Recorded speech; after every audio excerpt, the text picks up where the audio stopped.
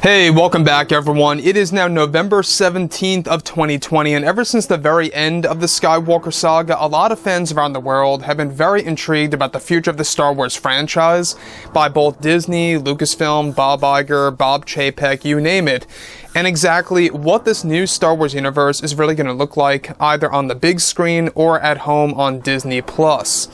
This is Mike Zero. Make sure to subscribe if you're new to the channel for future Star Wars content.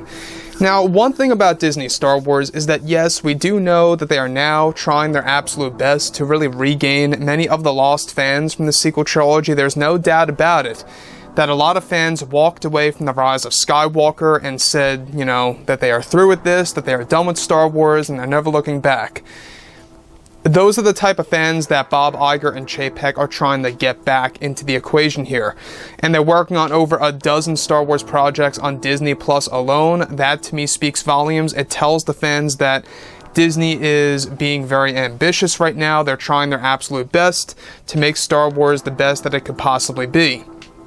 However, one thing is for certain is that we do know that creator George Lucas was very much shortchanged when it came to Disney taking over Lucasfilm and Disney getting things done their way with Star Wars, and how Kathleen Kennedy really was a train wreck when it came to Star Wars. She really derailed the franchise. She absolutely did.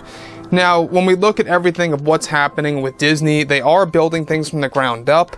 However, with the sequel trilogy now over, both Bob Iger and Bob Chapek are focused on their new universe and more. It's explained that as of right now, George Lucas is indeed working on his new Star Wars TV shows and movies as well with Disney. However, during the production of The Rise of Skywalker, creator George Lucas had many issues with Kathleen Kennedy, where at one point in time, George Lucas had full-on arguments with Kathleen Kennedy for deleting his scenes from the movie. Now, it's explained further that George Lucas had been stressed for a big chunk of the production for Episode 9, since in the beginning, Kathleen Kennedy was forcing George Lucas to do the scenes he wanted to do in a certain way to eventually not even including them in the movie at all whatsoever. So let's stop right there for a second. We do know that George Lucas went through a very tough time with The Rise of Skywalker while he was working with J.J. Abrams and Chris Terrio.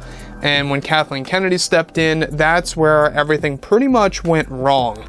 That's where a lot of problems began to happen with Episode 9. It's one of the main reasons as to why we did not get a trailer at the very end of 2018, mind you. We could have gotten so much more with this movie's marketing, but that was actually diminished by Kathleen Kennedy. So, apart from all of this, this is what actually caused George Lucas to eventually not attend the Rise of Skywalker premiere, as he was so upset over what happened with Episode 9. George was said to have had a very rough patch during his life when Kathleen Kennedy had deleted the scenes he worked hard on with J.J. Abrams, and that this ultimately made George Lucas not show his face at the Rise of Skywalker premiere.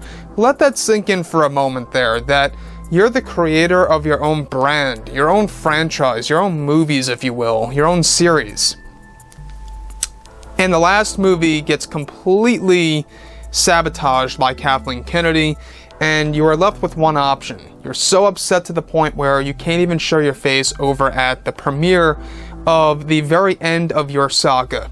That's what happened to George Lucas, and it's a very, very unfortunate thing that really happened. It should have never happened, and I think that a lot of fans really do feel for George Lucas and what he had to go through with Disney Star Wars. Moving on.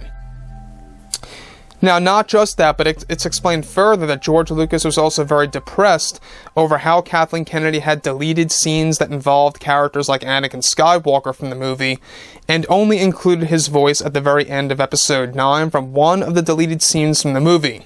Lucas is still said to hold a grudge against Kathleen Kennedy as of right now over what she had done with Episode 9 as a movie and what Kathleen Kennedy had done to the overall franchise.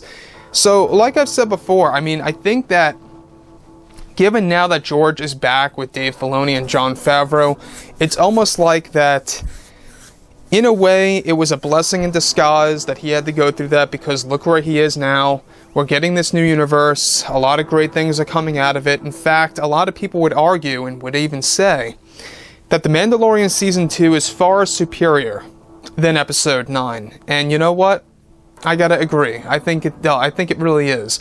I think that there are going to be a lot of aspects coming out of Jon Favreau moving forward that's really going to outperform the entire sequel trilogy in itself.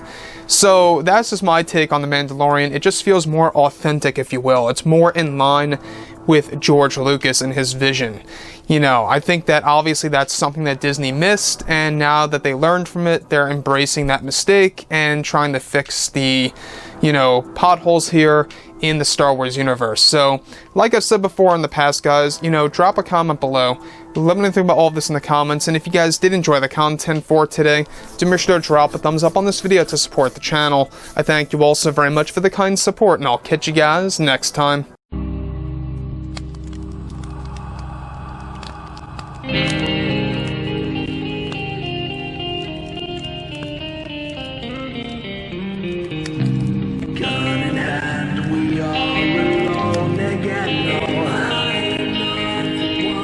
From night to moon, we hear them moans again.